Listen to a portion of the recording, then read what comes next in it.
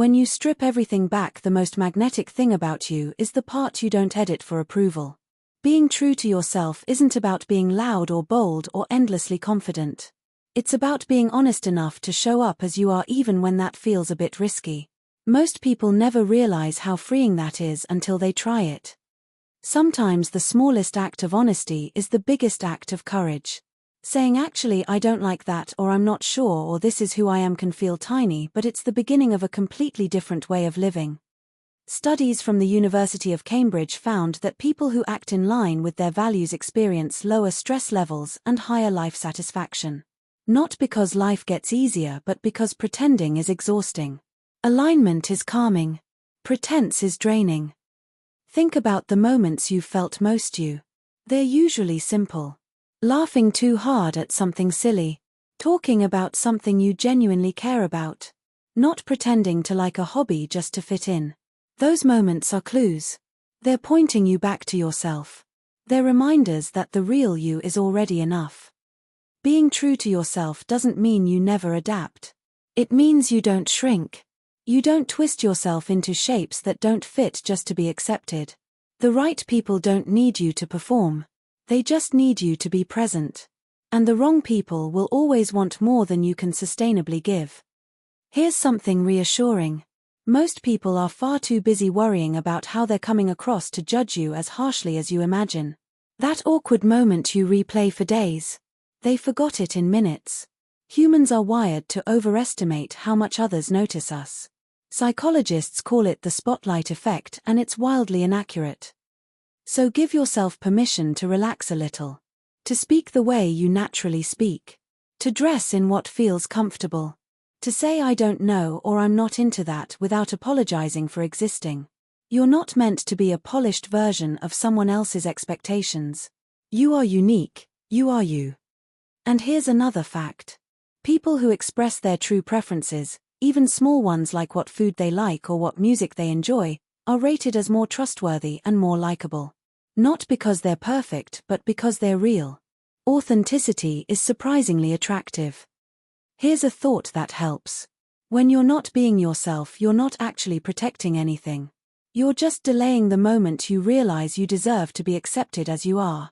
Pretending only postpones the discomfort you endure when you are not being real, and honesty dissolves it. When you're true to yourself, you create a kind of quiet signal. The people who resonate with it will find you.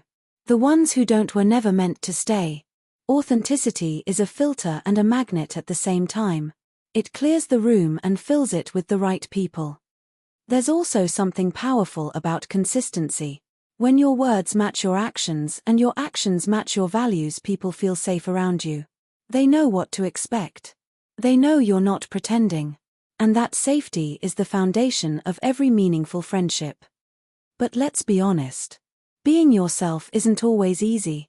Sometimes it feels like you're going against the grain. Sometimes it feels like everyone else has a script and you missed the rehearsal. But here's the truth. Most people are improvising. Most people are figuring it out as they go, and that is more than okay. You're not behind. You're just human. There will be moments when you doubt yourself. When you wonder if you should tone it down or blend in or follow the crowd. But blending in is overrated. It's comfortable for a moment but uncomfortable in the long run. Standing out feels scary at first but peaceful later. When you think about the people you admire, they're rarely the ones who tried to be like everyone else. They're the ones who leaned into their quirks, their humor, their perspective. They're the ones who didn't apologize for being different, and that difference became their strength. Here's a comforting reminder. You don't need to have everything figured out to be authentic. You don't need to be confident all the time. You don't need to know exactly who you are. Being true to yourself is a process, not a finished product. It's about choosing honesty in the moment you're in. And the more you practice being yourself, the easier it becomes to spot people who are being themselves too. Those are the people who make life feel lighter. Those are the people who don't drain you.